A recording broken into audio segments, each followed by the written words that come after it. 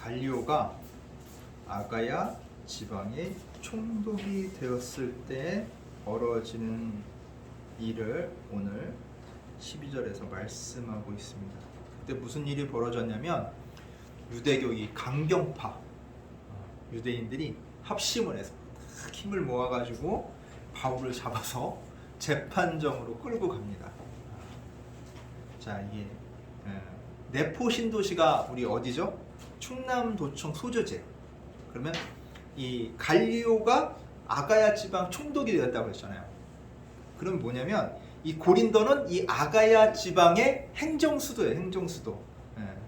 총독 관저가 있는 행정수도이기 때문에 그 지방, 이 아가야 지방의 총독으로 누가 부임해와 갈리오가 부임해 오니까 그것을 딱 기회로 바울을 사람들이 잡아다가 재판장으로 간 거예요. 재판을 받으러 재판을 받게 해달라고 간 거예요. 법정으로. 이제 이 고린도가 이 아가야 지방이었죠. 아가야 지방은 어떤 지방이냐면 그리스 중남부 지역이에요. 중남부 지역. 그러니까 고린도, 아테네, 겐그리아, 스파르타 요 지역이 어디요? 아가야 지방이고 전에 있었던 그 마게도니아 지방 기억나죠? 마게도니아 지방 그리스 북부 지역인데 아가야 지방 바로 윗지역이에요. 윗지역. 그래서 그 지역은 빌립보, 데살로니가, 베레아 요쪽 지역 거기서 말씀 전하다가 바울이 이렇게 내려왔죠. 아테네로 내려와서 이렇게 했죠. 거기에 행정수도가 또 어디냐면 데살로니가 기억나죠? 그래요. 이 갈리오 총독 이 총독 갈리오의 본 이름은 갈리오가 아니에요. 본 이름이 뭐냐면 좀 길어요. 마르쿠스 안네우스 노바투스. 길죠 이름. 자, 이 마르쿠스는 뭐냐면 이름이야 이름. 그냥 이름. 개똥아 새똥아 이래야지 이름인데 뭐 이렇게 외국 사람들 보면 이름이 흔하잖아요. 존 아니면 뭐 제임스 뭐 피터 이렇게 이름이 100개도 안 돼요. 그렇게 이제 그 이름은 흔해요. 흔한 이름 중에 하나인데 이 마르쿠스라는 이름은 이제 대부분 이제 그 이름인데 이 이름은 누가 상속을 하게 되냐면 첫째 아들은 그냥 아버지 이름을 따라서 똑같이 써. 그러니까 아버지 마르쿠스의 아버지도 누구야? 얘가 첫째 아들이면 아버지도 마르쿠스예요. 마르쿠스. 그리고 두 번째가 이제 안네우스인데 안네우스는 시족을 나타내는 성씨예요. 우리나라 보면 뭐 김씨, 이씨, 박씨 뭐 이렇듯이 성씨를 나타내는 거예요. 그 다음에 마지막으로 이 노바투스 이거는 자기 그 사람에 대한 별칭이나 이제 가문을 뜻해요. 뭐 양자인 경우는 원래 시종명, 뭐 안네우스 같은 그런 시종명을 덧붙이기도 해요. 그러니까 뭐 그러면은 이 마르쿠스, 안네우스, 노바투스의 아버지가 누구냐면 아버지는 스페인 갑부이자 수사학자인 마르쿠스 안네우스 세네카예요. 그럼 이름이 똑같잖아. 마르쿠스 안네우스까지는 똑같고 뒤에 이름이 틀리죠. 세네카. 이 세네카는 그 가문의 별칭인 거야. 근데 아버지 이름을 따서 마르쿠스로 지었으니까 뒤에도 똑같으면 돼, 안 돼? 안 되니까 이번엔 별칭을 써서 노바투스인 거야. 이름이. 그래요. 이 동생은 누구냐면 로마의 철학자이자 뭐 희곡 작가이기도 하고 정치가인 루키우스 안네우스 세네카예요. 그래서 세네카가 한 말이라고 해가지고 막 그 유명한 그 외국 명언들 있잖아요. 이 사람이에요. 세네카. 루키우스 안네우스 세네카야. 이름이 기니까 뒤에 세네카 성만 이렇게 붙이는 거예요. 가문의 성만. 그래서 근데 왜 갈리오냐? 마르쿠스 안네우스 노바투스인데 왜 이름을 갈리오라고 했냐? 그러면 왜냐면 이 로마에 가서 이 사람이 그 로마의 수사학자 루키우스 유니우스 갈리오의 양자가 돼요. 양자가 돼. 양자가 됐으니까 이름이 바뀌어야 되는 거야. 그래서 이름이 아마 마르쿠스 유니우스 갈리오 안네아누스일 거야. 그 이제 목사님이 짐작해보자 이제 이름 짓는 식으로 하면 이렇게 될 거야 아마. 그러니까 마르쿠스는 원래 있던 이름이니까 안 바뀌고. 그러니까 그 루키우스 유니우스 갈리오의 아들이니까 유니우스 갈리오까지는 받았을 거야. 가문명하고 시족을 나타내는 명을 같이 받고 그 다음에 내가 어디 출신이라는 걸 알아야 될 거 아니야. 어느 시족 출신이라는 걸 거기서 양자가 들어왔다는 걸 아니까 안네우스 시족을 뜻하니까 안네아누스 이렇게 되는 거예요. 그러니까 얘네 이 성을 이름을 풀이하자면 이거야. 마르쿠스라는 이름을 가지는 애가 유니우스 시족의 갈리오 가문의 사람인데, 이 사람이 어디에서 왔냐면 안네우스라는 그 시족에서 그 양자로 왔다, 이 뜻이에요. 이름에 그 사람이 어디 출신 누구라는 게 다 드러나. 신기하죠.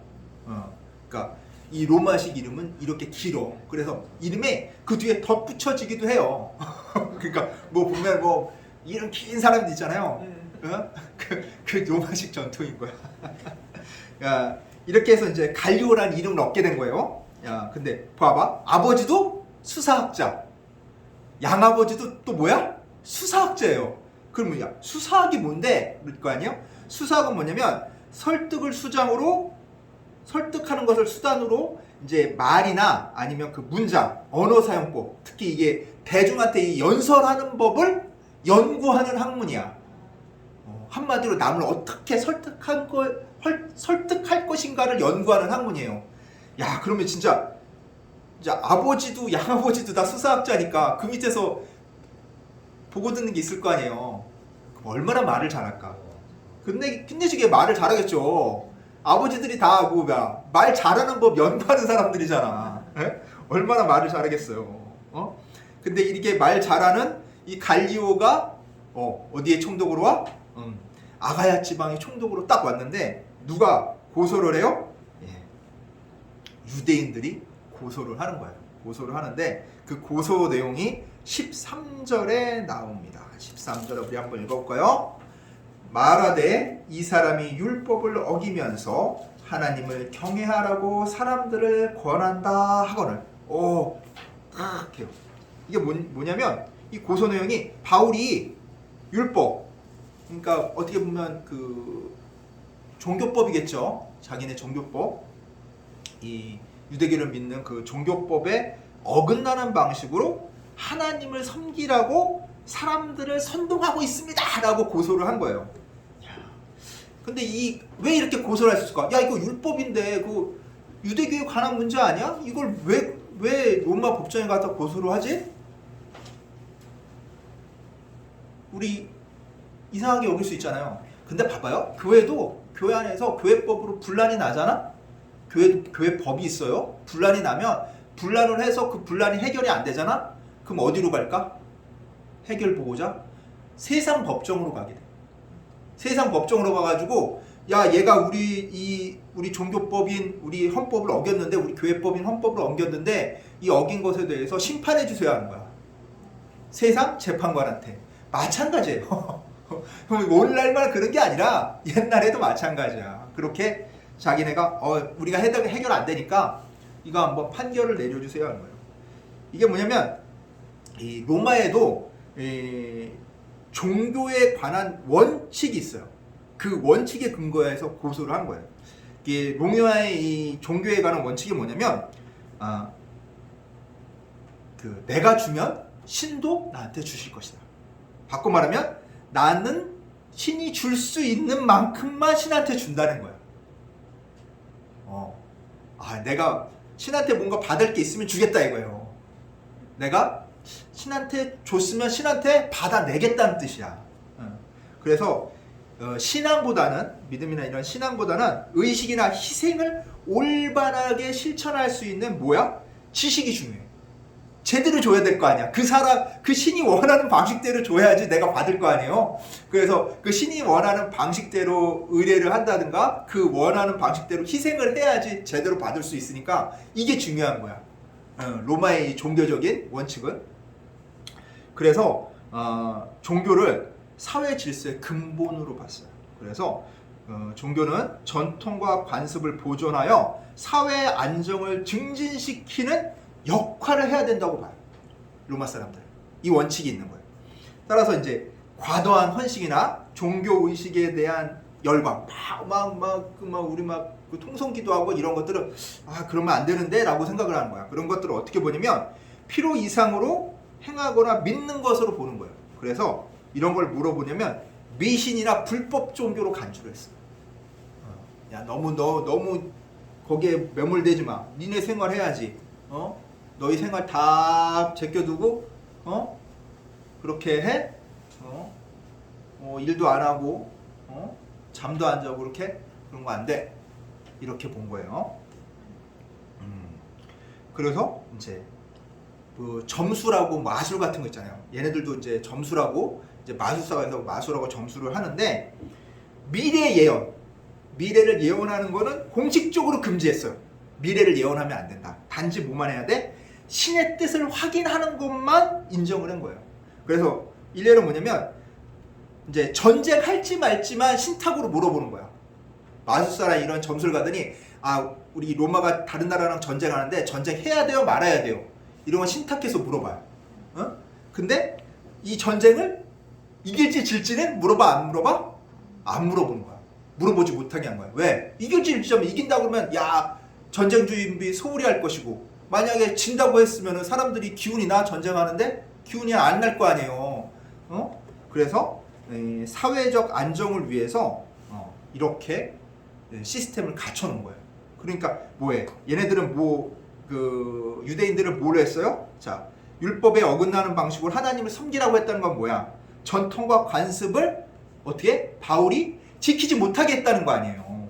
그걸로 고소를 한 거야. 그래서 사회 안정을 해친다라는 식으로 고소를 했는데 이 바울이 딱 들어봐서 이제 바울이 이제 변론을 하려고 재판정이니까 그렇지 않다고 변론을 해야 될 거 아니에요? 이 변론을 하기 전에 누가 딱 나서냐면 총독이자 재판장인 갈리오가 딱 대답을 해요. 딱 들어보니까 이 갈리오가 이 말을 잘하는 말쟁이라고 그랬잖아요. 수사학에 그래도 수사학을 보고 듣고 배운 게 있는데 얘네가 얘기한 내용들이 아구에 안 맞는 거예요. 말이 안 되는 거예요. 그래서 딱 돼요.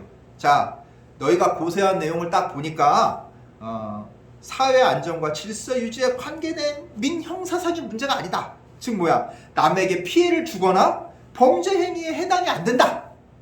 따라서 로마법을 어긴 것도 없고 유독에 관한 이 종교적인 규례에 해당한다. 너희가 얘기한 거는. 그래서 내가 이건 판단할 문제가 아니야. 이건 너희 스스로 알아서 처리해라. 그래서 고소를 어떻게 해서 취하해버렸어요. 야, 이건 고소거리도 안 돼. 하고 그들은 뭐예요? 그 고소한 사람들은 다 법정에서 쫓아내요. 야, 나가.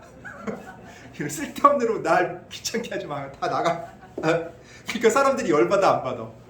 열받죠. 그래서 이 사람들이 새로 뽑힌 이 열받은 사람들이 새로 뽑힌 회당자 소스데네를 법정 건물 앞에서 마구 때려요. 그냥 열받으니까 얼마나 때리겠어요. 근데 자 갈리오 총독이 상관을 안 해. 상관을 안 하는 거예요. 때리거나 말거나 야 이건 니네 종교에 관한 문제다. 니네 회당장 니네가 알아서 해. 그리고 못 본 척하고 그냥 내버려 둔 거예요. 야 이건 왜 이 소스데네가 왜 맞았을까?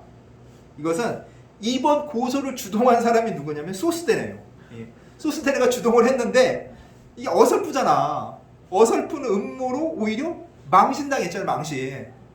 재판장이 야 이거 고소거리도 안 돼 하고서 내보내니까 얼마나 진짜 이 고소하려고 어떻게 하면 바울을 음모에 빠뜨리려고 이 고민했던 사람들이 한순간에 다 날아가 버리니까 얼마나 허무하겠어. 열 받아 안 받아. 그러니까 그렇게 때린 거예요. 그래서 야 얼마나 때렸을까. 참 17절에 보면 이렇게 나와요. 법정 앞에서 때리되 갈리오가 이 일을 상관하지 아니하다. 자, 그러니까 얼마나 맞았는지 모르겠지만 꽤 맞았을 것 같아요. 근데 이거는 단순히 소스데네나 그 유대교 강경파들이 제대로 준비 안 해서 그렇다라고 볼 수가 없어요.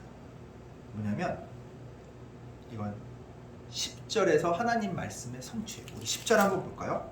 18장 10절 우리 같이 한번 읽어보도록 하겠습니다. 10절입니다. 18장 10절 내가 너와 함께 있음에 어떤 사람도 너를 대적하여 해롭게 할 자가 없을 것이니 이는 이 성중에 내 백성이 많음이라 하시더라. 아멘. 하나님께서 대적하여 바울 너한테 대적해서 해롭게 할 자가 없을 거라고 뭐 했어요? 약속하셨잖아.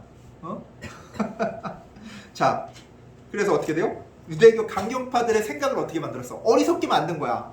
어리석게 만들어버리고 또 누구를 보내? 그 음모를 간파할 수 있는 그 내용을 제대로 알아볼 수 있는 똑똑한 재판장을 보내서 바울이 뭐 할 필요도 없어요? 스스로 변론할 필요도 없는 거야. 그렇게 만들어버린 거예요. 자, 근데 우리가 그 바울에 대적했던 그 대적자들이 바울을 어떻게 고소했는지를 한번 살펴볼 필요가 있어요. 우리 16장 19절 한번 볼까요? 16장 19절 우리 한번 읽어주실래요? 사도행전 16장 19절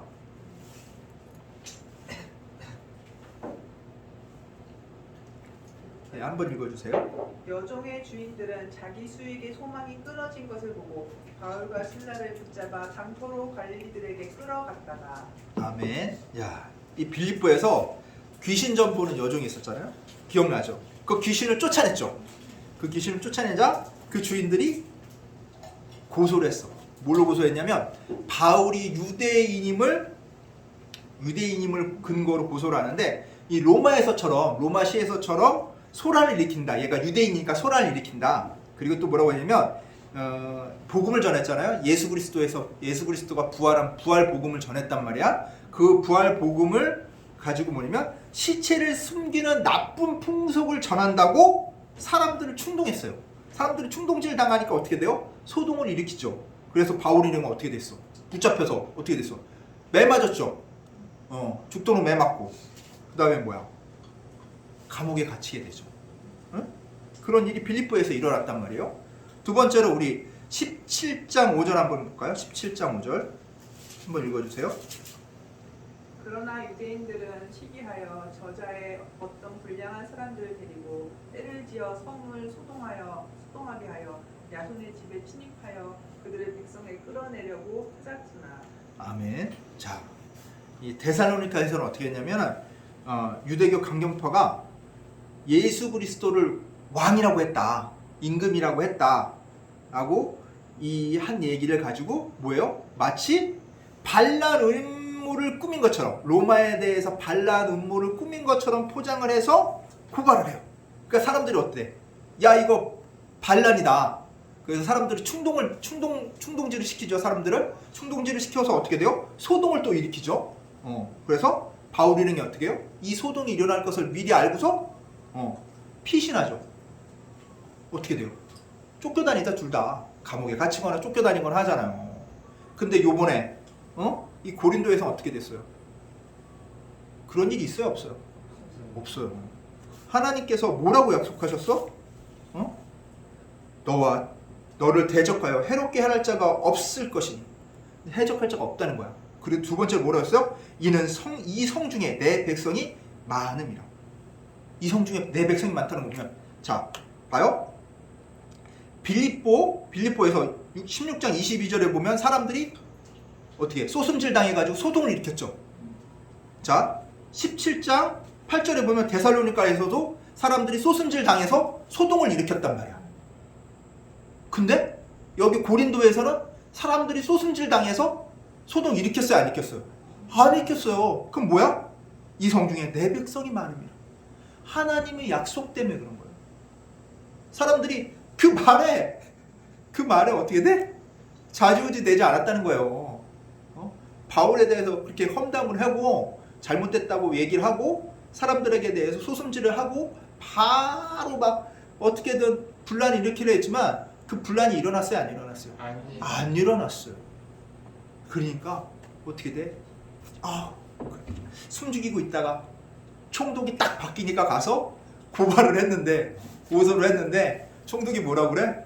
바울이 변명을 하기도 전에 탁 나서가지고 야 말도 안 되는 소리 하지 말고 이 일 너희들 문제잖아. 유대교 문제잖아. 니들이 안 해서 처리해.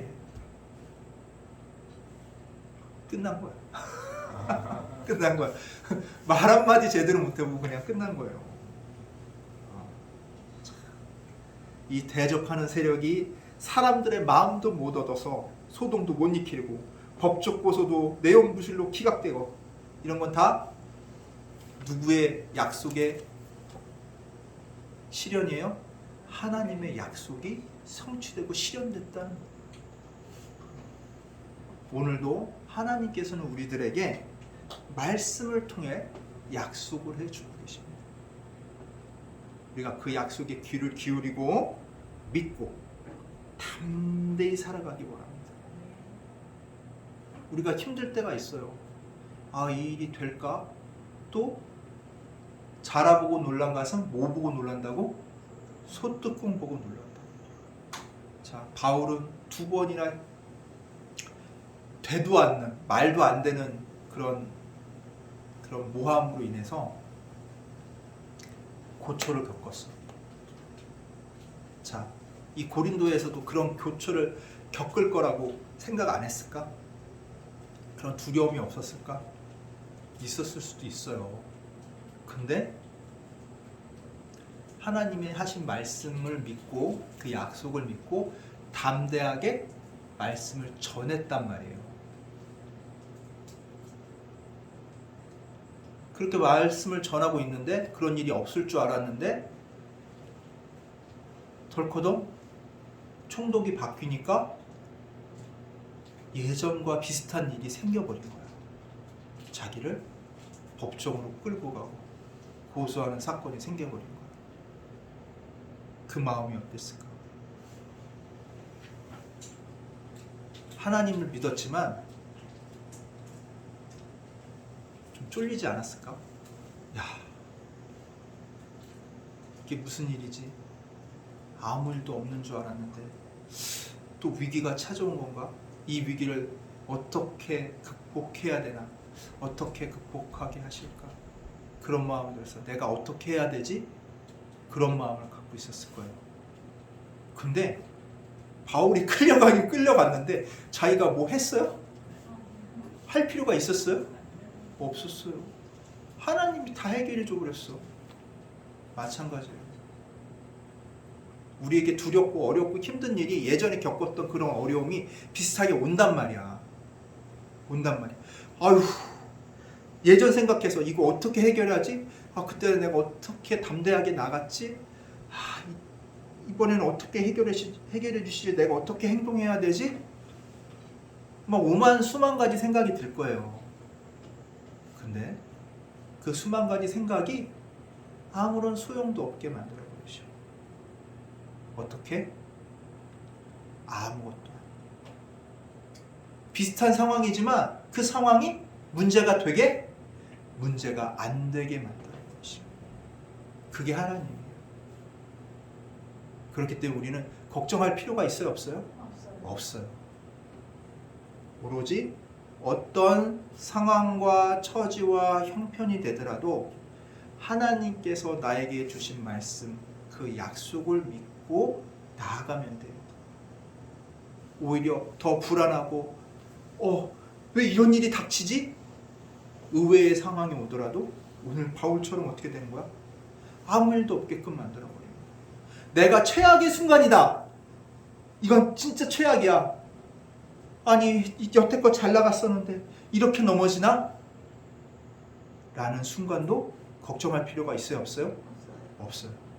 하나님께서 만지시면 아무것도 아닙니다. 내 걱정과 염려가 아무것도 아니게 된다. 바울은 이걸 경험한 거예요. 바울의 신앙이 괜히 담대해진 게 아니에요. 처음서부터 바울이 담대해진 않아요.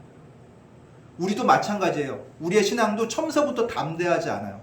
그러나 하나님의 말씀을 경험하면 경험하다 보면 이런 일까지 하나님께서 다 해주시네? 그 다음에 어떻게 돼? 에이, 저런 일쯤이야.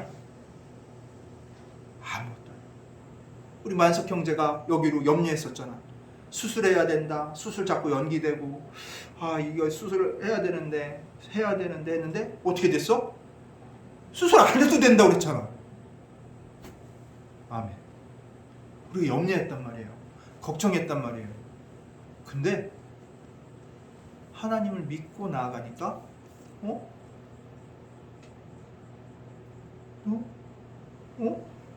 안 해도 돼. 내가 왜 이렇게 염려하고 걱정했지?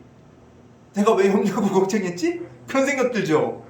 염려하고 걱정할 문제가 아니었는데, 근데 그때는 염려하고 걱정할 수밖에 없단 말이에요. 왜? 결과가 보여 안 보여? 안 보여. 우리에겐 결과가 안 보여. 근데 하나님은 결과를 어떻게 하시는 분이에요? 결과를 만드시는 분이고 결과를 책임지시는 분이잖아. 그 결과를 만들고 책임지시는 분한테 우리를 맡기면 그 하나님께서 우리에게 좋은 결과와 일을 만들어 주시지 않을까요? 그런 하나님을 믿고 맡기고 나아가는 우리 성도님들 되기를 간절히 축원합니다. 아멘. 기도하겠습니다. 하나님 아버지, 오늘 말씀에서처럼 내가 손 쓰기도 전에, 대응하기도 전에 깨끗하게 해결해 주시는 하나님의 모습을 봅니다. 이것이 하나님의 계획이고 이 선하신 계획 안에 내가 있을 수 있도록 주의 손을 굳게 잡고 나아가는 저희들 되게 하여 주시옵소서. 감사드리며 우리 주 예수 그리스도의 이름으로 기도드리옵나이다. 아멘.